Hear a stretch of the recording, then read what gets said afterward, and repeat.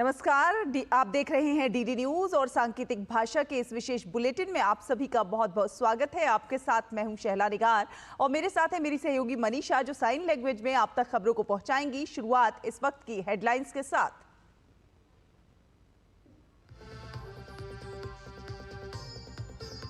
नौ महीने बाद धरती पर सुरक्षित लौटे अंतरिक्ष यात्री सुनीता विलियम्स और बुच विल्मोर। स्पेस एक्स के ड्रैगन कैप्सूल से हुई फ्लोरिडा के तट पर सफल लैंडिंग।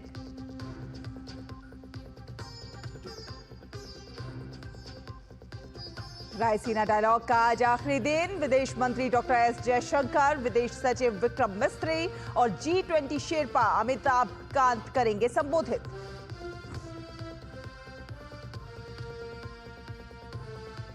संसद के बजट सत्र में विभिन्न मंत्रालयों के कामकाज और बजट पर रहेगी चर्चा जारी। लोकसभा में जल शक्ति मंत्रालय के बजट पर होगी चर्चा। राज्यसभा में स्वास्थ्य और परिवार कल्याण और गृह मंत्रालय के कामकाज पर चर्चा सूचीबद्ध।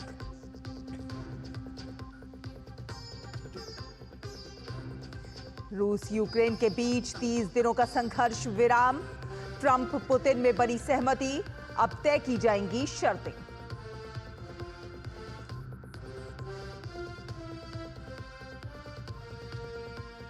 और भारतीय मुक्केबाजी महासंघ की बड़ी कार्रवाई। वित्तीय अनियमितताओं के आरोप में महासचिव कलिता और कोषाध्यक्ष दिग्विजय को पद से हटाया गया।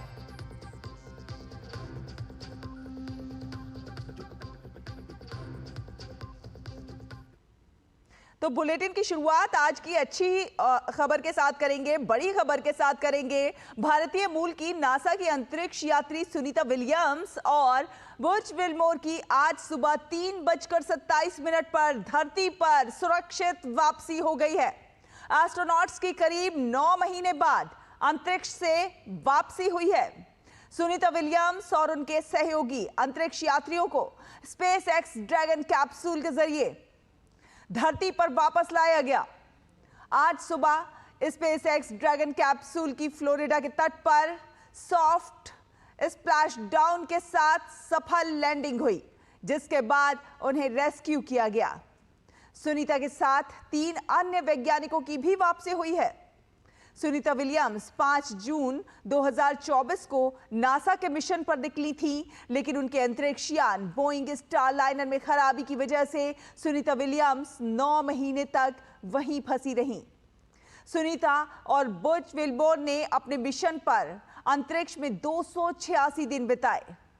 आज अंतरिक्ष यान के स्प्लैश डाउन के बाद अंतरिक्ष यात्रियों को अंतरिक्ष एजेंसी के ह्यूस्टन में जॉनसन स्पेस सेंटर में उनके क्रू क्वार्टर में कई दिनों तक के लिए स्वास्थ्य जांच के लिए भेजा जाएगा, जहां कई दिनों तक उनका स्वास्थ्य परीक्षण होगा और उसके बाद नासा के फ्लाइट सर्जन उन्हें अपने परिवारों के पास घर जाने की मंजूरी देंगे।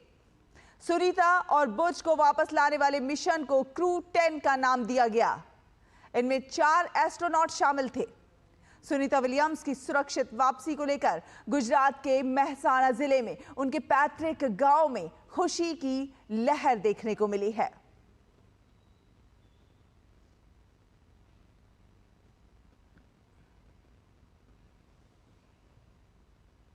और अब खबर संसद के बजट सत्र से जुड़ी हुई। संसद के बजट सत्र के दूसरे चरण के अंतर्गत विभिन्न मंत्रालयों के लिए आवंटित बजट पर चर्चा हो रही है। लोकसभा में आज जल शक्ति मंत्रालय के अनुदान की मांगों पर चर्चा और मतदान सूचीबद्ध है। इसके साथ ही लोकसभा में राज्यसभा में चर्चा के बाद लौटाए गए विभिन्न विनियोग विधेयकों को रखा जाएगा। राज्यसभा में आज स्वास्थ्य एवं परिवार कल्याण मंत्रालय के कामकाज पर चर्चा होगी। इसके साथ ही उच्च सदन में गृह मंत्रालय के कामकाज पर भी चर्चा की जाएगी। इसके साथ ही दोनों सदनों में अन्य विधायी कार्यों के साथ साथ प्रश्नकाल के दौरान विभिन्न मंत्रालयों से अहम प्रश्न भी पूछे जाएंगे।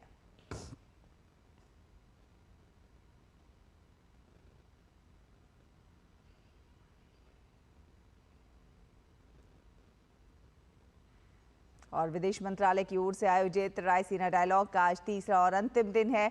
आज विदेश मंत्री डॉक्टर एस जयशंकर,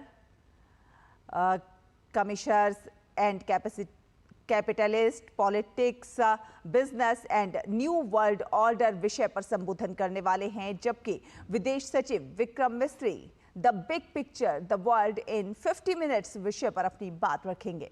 इसके अलावा G20 शेरपा अमिताभ कांत डेस्टिनी और destination, culture, connectivity and tourism विषय पर संबोधित करेंगे। साथ साथ कई अंतर्राष्ट्रीय नेता भी अपनी बात रखेंगे। वहीं India's outreach to Latin America, new vistas for untapped potential विषय पर विदेश राज्य मंत्री पवित्रा मार्गरीटा का संबोधन होगा। इसके अलावा इस कार्यक्रम में आज कई और महत्वपूर्ण सत्र होने वाले हैं। ऑब्जर्वर रिसर्च फाउंडेशन के अध्यक्ष संजय जोशी के समापन भाषण के साथ रायसीना डायलॉग का समापन होगा। इस कार्यक्रम में 125 देशों के प्रतिनिधि शामिल हो रहे हैं। और मध्य प्रदेश के शिवपुरी में खनिया घाना थाने के पास माता टीला बांध पर श्रद्धालुओं से भरी एक नाव पलट गई। शिवपुरी पुलिस के अनुसार घटना के बाद 3 महिलाओं समेत कम से कम 7 लोग लापता हैं। अब तक 8 लोगों को बचा लिया गया है और बांध के पानी में बचाव अभियान जारी है। श्रद्धालु सिद्ध बाबा मंदिर जा रहे थे, तभी माता टीला बांध में नाव पलट गई। बड़े पैमाने पर तलाशी और बचाव अभियान शुरू किया गया है। लापता व्यक्तियों का पता लगाने के लिए शिवपुरी पुलिस और बचाव दल प्रयास कर रहे हैं। हादसे की सूचना मिलते ही पुलिस और प्रशासन के लोग मौके पर पहुंच गए। लापता लोगों की तलाश के लिए गोताखोरों की मदद ली जा रही है। साथ साथ एनडीआरएफ की टीम भी रेस्क्यू ऑपरेशन में जुटी हुई है। मध्य प्रदेश के मुख्यमंत्री डॉक्टर मोहन यादव ने शिवपुरी की घटना पर दुख व्यक्त करते हुए मृतकों के परिजनों को 2-2 लाख रुपए की आर्थिक सहायता राशि की घोषणा की है। और अमेरिका और रूस के बीच रूस यूक्रेन संघर्ष को रोकने को लेकर 30 दिन के लिए संघर्ष विराम पर सीमित सहमति बनी है। अमेरिकी राष्ट्रपति डोनाल्ड ट्रंप और रूसी राष्ट्रपति व्लादिमीर पुतिन के बीच मंगलवार को शांति समझौते को लेकर फोन पर बातचीत हुई। व्हाइट हाउस ने अपने बयान में कहा कि राष्ट्रपति ट्रंप और राष्ट्रपति पुतिन के बीच हुई फोन कॉल में संघर्ष विराम को लेकर सहमति बनी है। इसमें दोनों देशों द्वारा 30 दिन के लिए एक दूसरे के ऊर्जा और बुनियादी ढांचे पर हमले को रोकने पर सहमति बनी है। इसके साथ ही व्हाइट हाउस ने कहा है कि काला सागर में संघर्ष विराम, पूर्ण संघर्ष विराम और स्थायी शांति के लिए तकनीकी वार्ता होगी। ये वार्ता पश्चिम एशिया में तुरंत शुरू होगी। दोनों नेताओं ने इस बात पर सहमति व्यक्त की कि 3 साल से चल रहे रूस यूक्रेन संघर्ष को स्थायी शांति के साथ समाप्त करने की जरूरत है।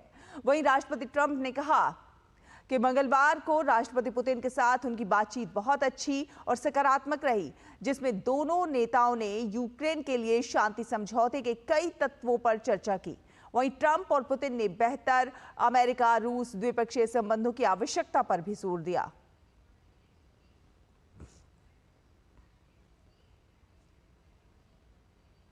और अब खबर खेल की। भारतीय मुक्केबाजी महासंघ के महासचिव हेमंत कुमार कलिता और खेल संस्था के कोषाध्यक्ष दिग्विजय सिंह को तत्काल प्रभाव से निलंबित कर दिया गया है।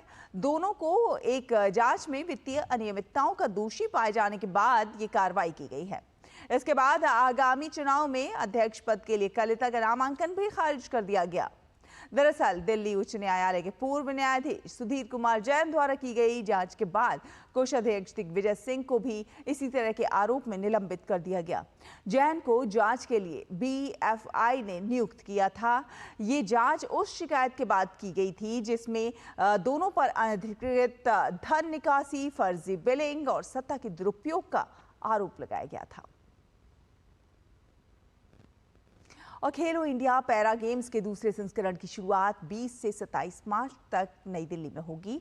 इस कड़ी में खेलो इंडिया पैरा खेलों के लोगो और गीत और मास्कॉट का दिल्ली के जवाहरलाल नेहरू स्टेडियम में खेल मंत्री द्वारा लॉन्च किया गया। पैरा खेलों के मास्कॉट का नाम उज्ज्वला रखा गया।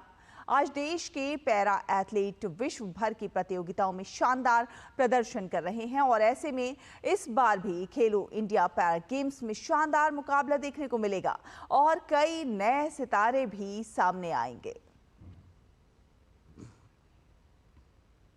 और पहले फिट इंडिया कार्निवल का नई दिल्ली के जवाहरलाल नेहरू स्टेडियम में सफल समापन हो गया है। इस मौके पर केंद्रीय खेल मंत्री मनसुख मांडविया भी मौजूद रहे। केंद्रीय खेल मंत्री ने इस आयोजन की जमकर सराहना की। इस मौके पर केंद्रीय खेल मंत्री ने कहा कि इस आयोजन का मकसद भारत में खेलों और फिटनेस को संस्कृति के साथ जोड़ना था। इस कार्निवल में खेल के साथ साथ फिटनेस को बनाए रखने को लेकर कई बिंदुओं को सामने रखा गया, जिसमें मानसिक स्वास्थ्य, भावनात्मक समृद्धि और पोषण आदि पर भी ध्यान केंद्रित किया गया। इसी के साथ सांकेतिक भाषा के इस विशेष बुलेटिन में फिलहाल इतना ही। मुझे, मनीषा को और हमारी पूरी टीम को दीजिए अनुमति। नमस्कार।